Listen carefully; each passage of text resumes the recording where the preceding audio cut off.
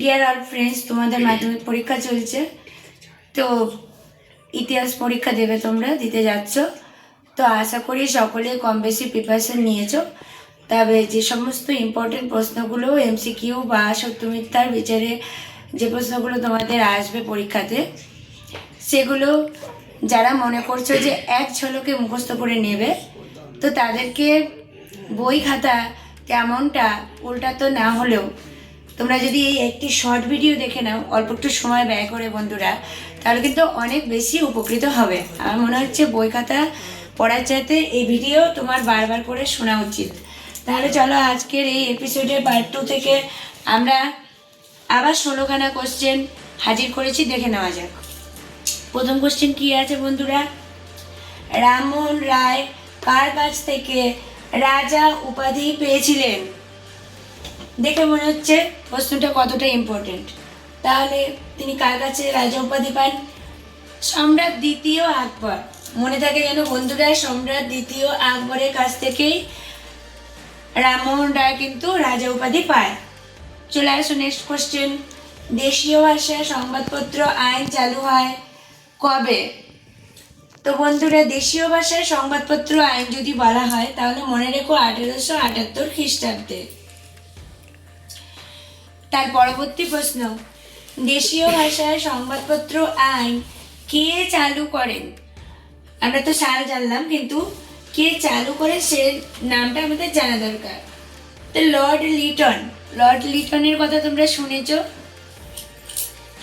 তার পরবর্তী প্রশ্নে আছে নাট্যাভিনয় নিয়ন্ত্রণ আইন। এটা কিন্তু খুবই ইম্পর্টেন্ট, শুধুমাত্র মাধ্যমিক পরীক্ষার্থীদের জন্যই না বন্ধুরা, এটা সকল চাকরি প্রার্থী পরীক্ষাদের জন্যও কিন্তু ভীষণ ভীষণ ইম্পর্টেন্ট এবং দরকারি। নাট্যাভিনয় নিয়ন্ত্রণ আইন চালু করেন লর্ড নর্থব্রুক। নর্থব্রুক। তো মনে থাকবে বন্ধুরা, আমি রিপিটেডলি আর একবার করে বলছি, ভারতের প্রথম বিশ্ববিদ্যালয় কোনটি? তো সবসময় মনে রাখবে একদম সোজা উত্তর, কলকাতা বিশ্ববিদ্যালয়ের আগে কিন্তু কোনো বিশ্ববিদ্যালয় স্থাপিত হয়নি। তাহলে উত্তরটা আমাদের হয়ে যাচ্ছে কলকাতা বিশ্ববিদ্যালয়। তোমাদের যদি ভিডিওটা ভালো লেগে থাকে অবশ্যই একটি লাইক এবং কমেন্ট করে জানাতে ভুলো না, এবং সকল বন্ধুদেরকে শেয়ার করে দেখার সুযোগ করে দাও, কারণ অনেকেই মাধ্যমিক পরীক্ষা দিচ্ছে তোমাদের মতন। গ্রাম বার্তা প্রকাশিত হতো, গ্রাম বার্তা প্রকাশিকা এই নামটা মনে রাখবে। এই কোশ্চেনটা যদি তোমাদের দেয়, প্রকাশিত হতো কোথা থেকে, কোন স্থান? কুষ্টিয়া থেকে। কুষ্টিয়া থেকে বন্ধুরা। তোমরা এই যে প্রশ্নগুলো দেখছো এগুলো এমসিকিউ লেভেলে হবে। এমসিকিউ মানে 4টে করে তোমরা অপশন পাবে, তার মধ্যে তোমাদের সঠিক উত্তরগুলো তোমরা জেনে নিচ্ছ। এই সঠিক উত্তরগুলো কিন্তু তার মধ্যে থাকবে, তোমাদের খুঁজে বুঝে নিতে হবে যে এটি আমার সঠিক উত্তর, এটি আমি লিখব। অথবা সত্য মিথ্যা বললেও তোমরা বুঝতে পারবে সেটা। পরবর্তী কোশ্চেন, ব্রাহ্ম সমাজ প্রতিষ্ঠিত হয়েছিল কত সালে বন্ধুরা? 1878 সালে। তাহলে 1878 সালটা কতটাই ইম্পর্টেন্ট দেখো, এই সালেই কিন্তু আমাদের দেশীয় ভাষার সংবাদপত্র আইনও চালু হয়েছিল। তাহলে 1878-এ কী কী আছে এখান থেকেও কিন্তু তোমরা অনেক কৌশলে মনে রাখতে পারবে যে একটি সালে কত ঘটনা ঘটে। তার পরের প্রশ্ন, বাংলায় কোন শতককে নবজাগরণের শতক বলা হয়? তোমরা সকলেই জানো বাংলার নবজাগরণ কিভাবে ঘটেছিল এবং কেন ঘটেছিল, এবং সেটা কোন সময়কার কথা। অষ্টাদশ শতক পেরিয়ে যখন ঊনবিংশ শতকের আগমন হলো তখনই কিন্তু বাংলায় নবজাগরণ ঘটেছিল। তাই এই প্রশ্নের উত্তর হয়ে যাবে বন্ধুরা সরাসরি ঊনবিংশ শতক। বাংলায় কোন শতককে নবজাগরণের শতক বলা হয়? ঊনবিংশ শতককে। ঠিক আছে বন্ধুরা, মনে রাখবে। আচ্ছা, ব্রহ্মানন্দ উপাধি কার ছিল? এটা ভীষণ ভীষণ ইম্পর্টেন্ট প্রশ্ন, শুধুমাত্র মাধ্যমিক পরীক্ষার্থীদের জন্যই নয় বন্ধুরা, চাকরি প্রার্থীদের জন্যও কিন্তু ইম্পর্টেন্ট সমানভাবে। তো ব্রহ্মানন্দ উপাধি কার ছিল জেনে নেওয়া যাক। কেশবচন্দ্র সেন। কেশবচন্দ্র সেন। এর পরবর্তী কোশ্চেন দেখো, কত সুন্দর সুন্দর প্রশ্ন নিয়ে এসেছি তোমাদের জন্য, যা কিন্তু পরীক্ষায় কমন পড়বে, কমনযোগ্য প্রশ্ন। আদি ব্রাহ্ম সমাজের প্রধান নেতা কে ছিলেন? আদি ব্রাহ্ম সমাজ, তার প্রধান নেতা কে ছিলেন?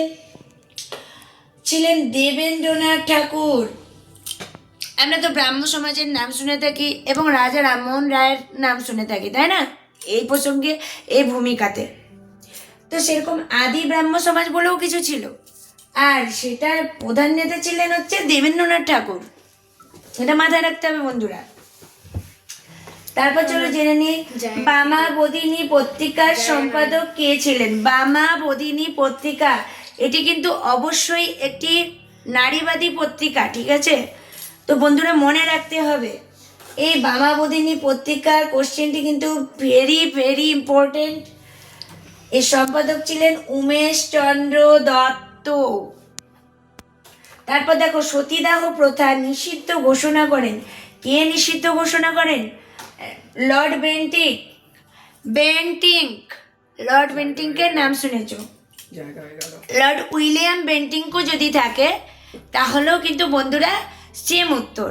এর ফুল নেম হচ্ছে লর্ড উইলিয়াম বেন্টিঙ্ক, তোমাদের বলে দিচ্ছি। এখন দেখো ব্রাহ্ম ধর্মের প্রবর্তক কে? ব্রাহ্ম ধর্মের প্রবর্তক হলেন রামমোহন রায়, যে রাজা রামমোহন রায়ের কথা এতক্ষণ বলছিলাম। তারপর দেখো নেক্সট কোশ্চেন, বর্তমান ভারত কে রচনা করেন? বর্তমান ভারত কে রচনা করেন? এটা কিন্তু পিভিআই ফর অল কম্পিটিটর্স, শুধুমাত্র মাধ্যমিক পরীক্ষার্থীদের জন্য নয়, চাকরি পরীক্ষার্থীদেরও কিন্তু খুবই দরকারি কোশ্চেন এটা, বর্তমান ভারত। তো কে রচনা করে? স্বামী বিবেকানন্দ। সবাই জানো স্বামী বিবেকানন্দের কথা। তারপর দেখো মিরাত উল আকবর, এই গ্রন্থটি যে ভাষায় প্রকাশ করা হয়, কোন ভাষায়? ফার্সিতেই লেখা হতো, এটা কিন্তু আর অন্য কোনো ভাষায় ব্যবহার করা হতো না, ঠিক আছে। আমাদের আজকের পার্ট 2 থেকে লাস্ট প্রশ্ন বন্ধুরা, অতি অতি ইম্পর্টেন্ট। আধুনিক ভারতের জনক কাকে বলা হয়? আধুনিক ভারতের জনক রাজা রামমোহন রায়।